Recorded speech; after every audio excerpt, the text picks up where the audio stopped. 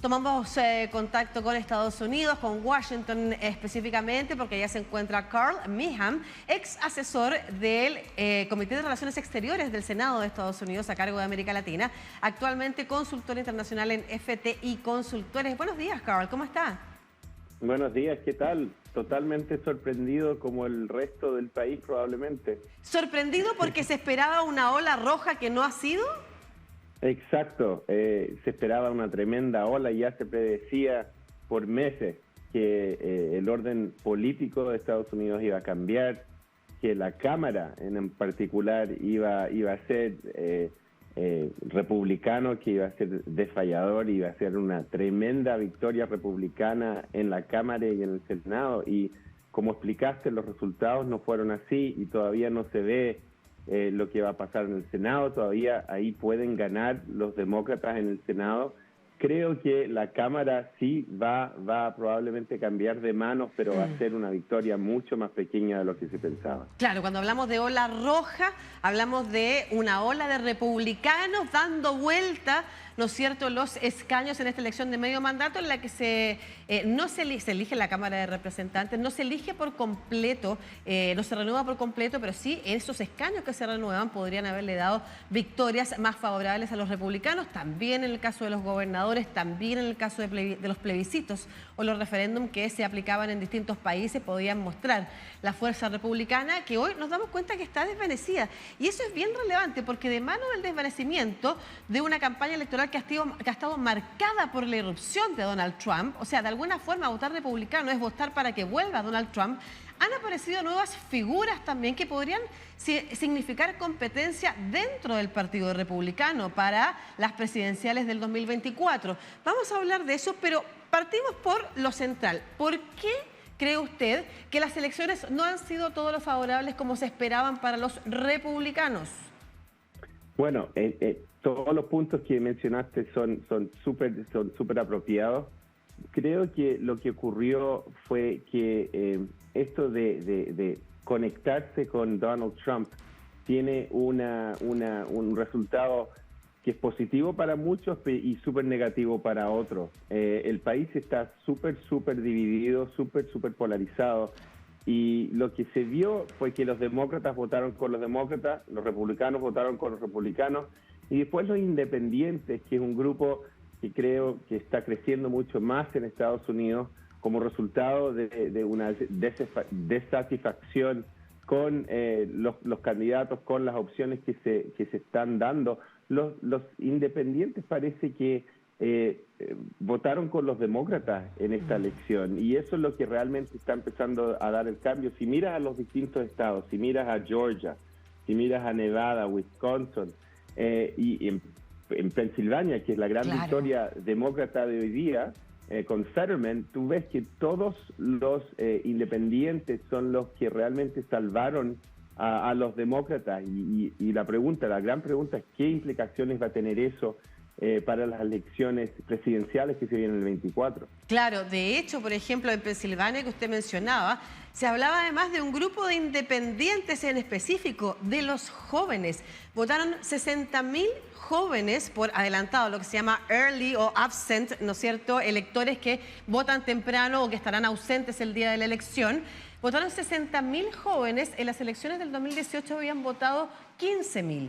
O sea, habla de una fuerza arrolladora, como usted señala, particular y especialmente apoyadora de el candidato demócrata en ese estado que logra revertir, porque además no solamente es que los republicanos no hayan avanzado todo lo que suponía que iban a avanzar, sino que además han perdido más escaños en el Senado que los demócratas. Los demócratas han perdido 1, los republicanos hasta el momento han perdido 2. Uno de ellos emblemático en Pensilvania con John Fetterman. Vamos a ver imágenes de él, pero antes quiero pedir, tenemos imágenes de DeSantis. Si lo podemos mostrar en pantalla, mencionaba yo al inicio el terremoto en Florida, ¿no es cierto?, para los demócratas, sobre todo en Miami-Dade, que era un condado demócrata, o sea, era el reducto demócrata dentro de toda esa expansión, ¿no es cierto?, de territorio, y ha sido perdida a manos de los republicanos, y aparece este hombre que es Ron DeSantis, ¿no es cierto?, quien además, y esto es lo relevante, no solamente triunfa arrolladoramente y permite además un triunfo complementario en Florida, sino que además se levanta como posible candidato presidencial al interior del Partido Republicano. ¿Qué características tiene él y por qué es un hombre que podría darle la pelea al trumpismo? Bueno, es muy buena pregunta. Florida, que ha sido un estado que ha pasado por muchos cambios. Al comienzo era un estado que llamaban púrpura, ¿cierto? Un estado peleado, rojo y azul, de demócratas y republicanos, y por muchos ciclos era así. Ahora la gente mira a Florida y se pregunta si el estado realmente se ha convertido en un estado rojo, republicano. Ron DeSantis ha hecho su labor ahí de una manera decisiva, con políticas claras, conservadoras, en algunos momentos un poco más reaccionarias, ¿cierto?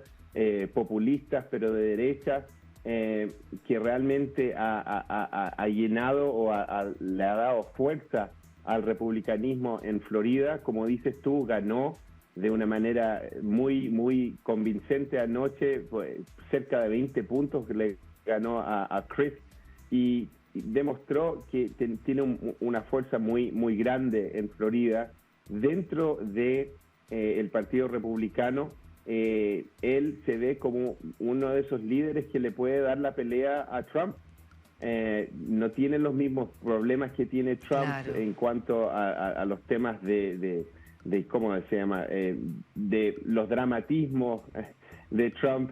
Es un líder un poco más serio, pero con el mismo mensaje de gestión y de políticas públicas, y se ha probado, se ha demostrado en distintos temas en el Estado, pero también en esta gran victoria que tuvo anoche. Claro, tiene los mismos discursos del Partido Republicano, es un hombre duro, de hecho ha tenido controversias también por temas raciales, por temas migratorios, en fin, pero responde al menos al perfil de un conservador clásico, en términos, como usted señala, está alejado de estos discursos o vinculados a la farándula, o vinculados a ciertas groserías también que acompañan a veces los discursos de Donald Trump, ¿no es cierto? Y eso podría entonces significar levantarse como un buen candidato en su contra, y vamos a ver entonces qué va a decir el 15 de noviembre Donald Trump, si efectivamente va a correr o no para la presidencia.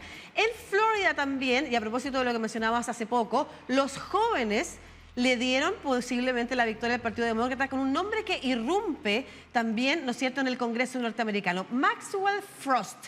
Hablemos de este joven afrocubano de 25 años, es el primer miembro de la generación Z, se dice, en llegar al Congreso norteamericano, que además irrumpe con estos discursos que pudieran ser lo que le está dando el apoyo a los demócratas por parte de los independientes. Por ejemplo, activista a favor, digamos, del control de las armas, ¿no es cierto? Es una generación que creció además, y él también en algún momento se enfrentó a estos problemas de tiroteos, producto de la libre adquisición de las armas en distintos estados de Estados Unidos, y esta generación se levanta en contra de eso, protesta en contra de eso, y uno de sus nombres, que es Frost, al que vemos en pantalla, ha llegado entonces al Congreso. ¿Qué significa la erupción de estas nuevas caras en la política norteamericana? Bueno, te da una idea muy clara de que el votante estadounidense está buscando otras opciones, y con Frost, además de ser alguien joven, ¿cierto?, es alguien que tiene ideas nuevas, que se está tirando más al centro en varios temas. Está hablando de temas que tienen que ver con un enfoque un enfoque más joven, pero también un enfoque de mirar a los grandes problemas que tiene el país de una nueva mirada, ¿no? De un vistazo nuevo. Los temas que tienen que ver con control de armas son centrales en Estados Unidos, y en particular en Florida, donde hay leyes que permiten el acceso mucho más, desregulado, sin regulación, y han pasado muchas tragedias en Florida también. Entonces, esta es una respuesta a eso, pero también una respuesta a que el votante americano se está expresando, que quiere opciones nuevas. Como expliqué, lo de los independientes es muy grande en este país, pero de nuevo, es una situación, y este es un resultado de un país que quiere opciones nuevas, que quiere ideas nuevas, y se ve esto en Frost.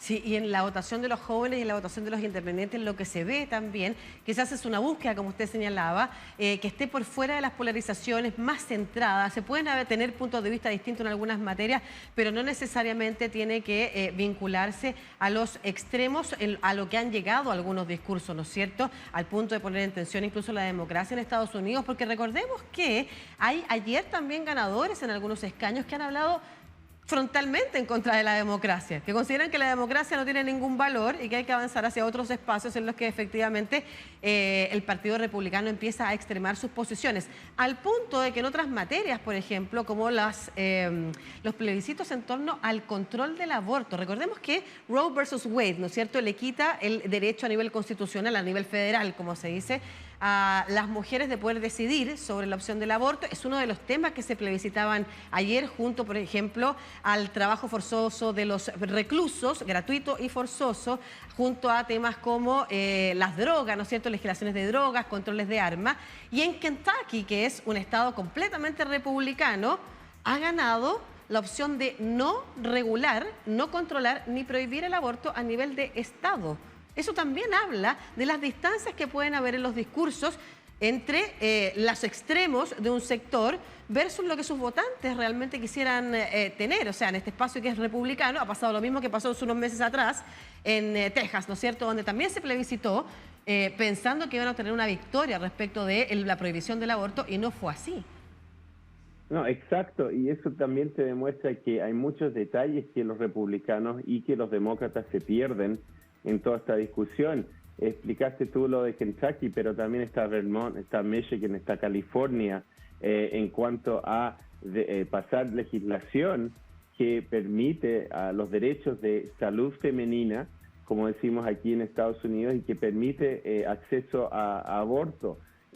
Aquí en Estados Unidos la situación es mucho más compleja de lo que, y esta elección demostró eso, que es mucho más complejo, claro, lo que está pasando en Estados Unidos y nos deja, básicamente nos deja más o menos con una crisis de qué es lo que va a ocurrir. El Congreso va a estar súper reñido, el Senado probablemente igual, si ganan republicanos o demócratas, pero el status quo se mantiene, que es un país polarizado, un país dividido en todos estos temas del aborto, el control de armas, los temas económicos, inmigración, todos temas que surgieron en esta elección, pero que no hay una decisión clara en cuanto al rumbo que se debería tomar. Claro, y efectivamente los próximos meses van a servir también para, por ejemplo, si bien usted señala que es lo que ambos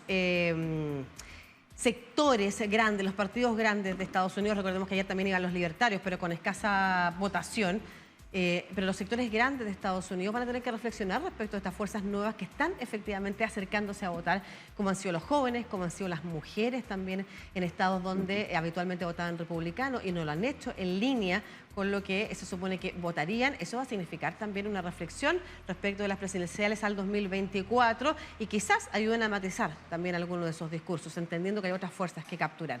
Muchas gracias, Carl Meacham, ex asesor del Comité de Relaciones Exteriores del Senado de Estados Unidos a cargo de América Latina, actualmente consultor internacional en FTI Consultores, por esta conversación muy interesante sobre lo que está pasando, porque esta noticia en desarrollo, como bien decíamos, está pasando y no sabemos todavía cómo va a quedar compuesto, pero ya ha arrojado varias cosas interesantes en las que ahondar. Un abrazo, que esté muy bien. Adiós, buenos días.